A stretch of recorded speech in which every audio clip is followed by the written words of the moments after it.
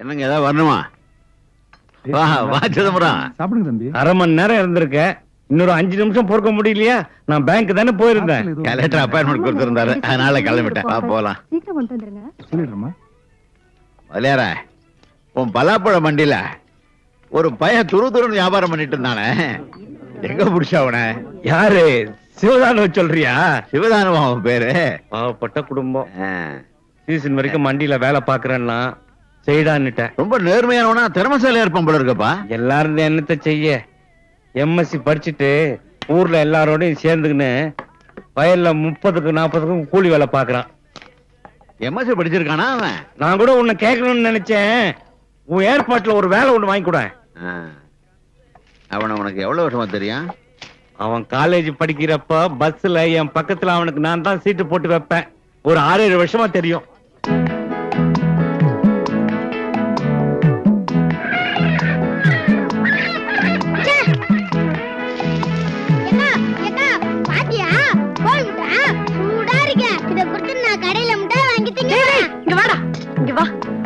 பாரு, நல்லா மூஞ்ச தொடச்சுக்கின்னு இந்த பக்கமாவே கடைக்கு ஓடு.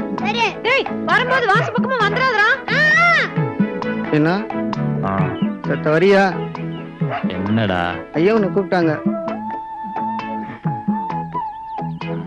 வரும்போது சட்டையை போட்டுன்னு வா.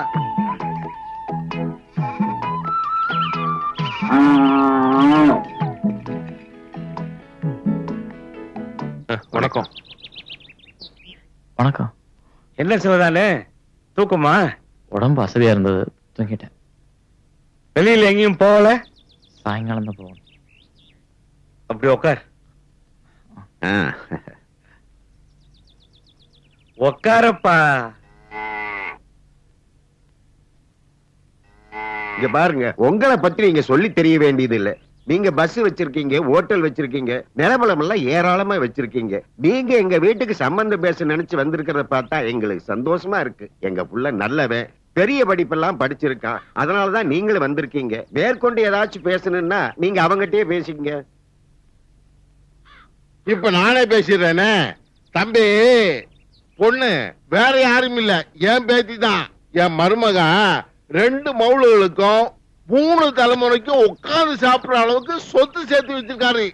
அதெல்லாம் சரியா பாத்துக்கணும் இல்ல? பாத்துப்பியா?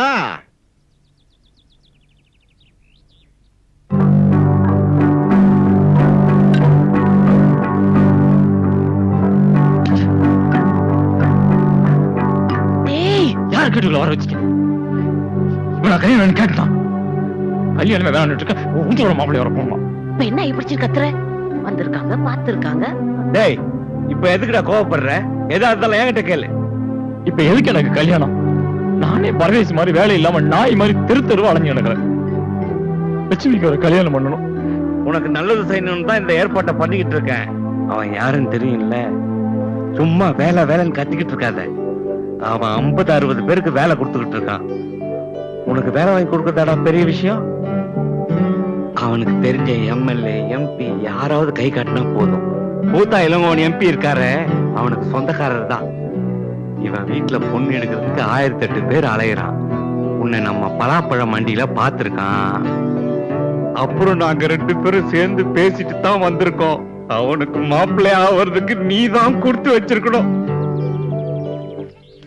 நீலாவதி வீட்டுக்காரருக்கு ஏன் தான் புத்தி இப்படி போகுதோ தெரியல. நீ கட்டி இருக்கிற வீட்டுல ஒரு ஜன்னலுக்கு கிரைமாமா அவனோட வீடு. இந்த பையனுக்கு என்ன குறைச்சல? அதான் மண்டியில பார்த்தேனே, யார் பணத்துக்கு ஆசைப்படாதவன். என்ன தானே உழைச்சு தானே முன்னேறணும்னு பாக்குறான். நான் கூட அப்படித்தானே இருந்தேன்.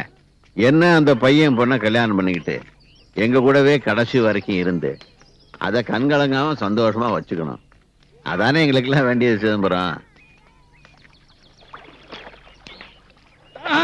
நாளுங்கிழமைமா சமாளம் எங்க போயிட்டு வரீங்க முதலியார? அது ஒண்ணும் இல்ல சரியாண்டி. நம்ம சிவதானு மாயவரத்துல இருந்து வந்து மாப்பிள்ளை பாத்துட்டு போறாங்க. நடக்கட்டும் நடக்கட்டும். சிவதானு, நீ யோகாரண்டா. 8 பொருத்தமும் எப்படி அமைஞ்சிருக்கு.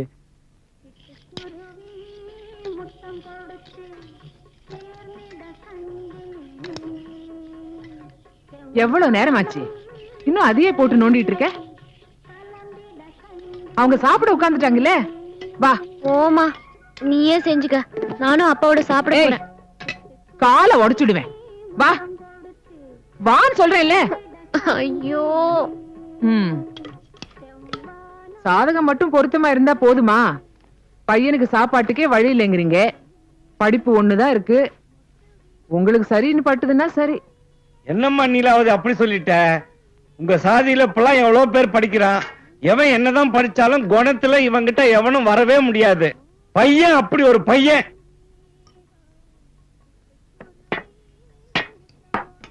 வாடா வா. போமா, போய் அடுத்த தோசை எனக்கு எடுத்துட்டு வந்து போடு. ம். சொல்ல மாட்டேன். ஏ குழந்தைய போய் கோச்சுக்கிட்டு தோசை போடு. இன்னும் குழந்தையா? எல்லாம் அப்பா வளர்ப்பு. என்னது? போதும் போதும். எல்லாரும் என்ன விட்டு சாப்பிட ஆரம்பிச்சிட்டீங்களா? எனிலவதி, ஓடோடு போய் ஒரு தட்டு எடுத்துட்டு வா. ஸ்கூலுக்கு டைம் ஆயிடுது. முதல்ல தோசை கொடுத்து சின்னதை விரட்டி விடுங்க. 13 வயசாச்சு, இன்னும் புத்தி இல்ல. நான் உனக்கு தானமா பிறந்தேன். திடீர்னு எங்க இருந்துமா எனக்கு புத்தி வரும்? விடுங்க, ஆளுக்கு இருக்கு, 2 காசா விடுங்க. சீக்கிரம் சாப்பிட்டு கிளம்பு, டிரைவர் வெயிட் பண்றாரு. அத சொல்லிட்டீங்களே முதலியாரே. எதம்மா? பையன் நம்ம வீட்டோடயே இருக்கணுங்கிறத. ஏம்மா அத சொல்லாமலே நாங்க பேசியிருப்போம். ஏன் சொக்கலிங்க நீ சொல்லல? சொல்ல எங்க விடுறா? அந்த பையனுக்கு கல்யாணம் ஆகாம தங்கச்சி வேற ஒண்ணு இருக்காமே. உங்களுக்கு புரிஞ்சுதா? இந்த கல்யாணத்தை முடிச்சிட்டு அந்த நகை நட்டெல்லாம் எடுத்து போட்டு அவன் தங்கச்சிய ஒரு நல்ல இடத்துக்கு தள்ளி விட்டுலான்னு கூட ஐடியா இருக்கும். அப்புறம் என் குணம் திரும்பிச்சு. டேய் சும்மா பேசிக்கிட்டே போறேன். 4 விஷயத்தையும் யோசனை பண்ண முடிவு எடுத்திருப்பான். பார்வதிக்கு இவனை விட நல்ல பையன் கிடைக்க மாட்டாங்க.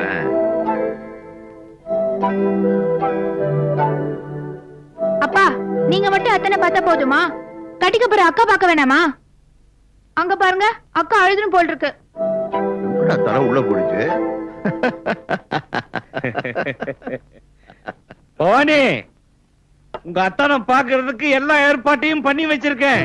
உனக்கும் காட்ட போறேன், பார்வதிக்கும் காட்ட போறேன்.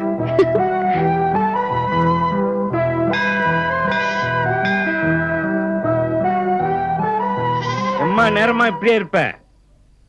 நீ என்ன தாண்டா நினைக்கிற? சொன்னா தானே தெரியும்.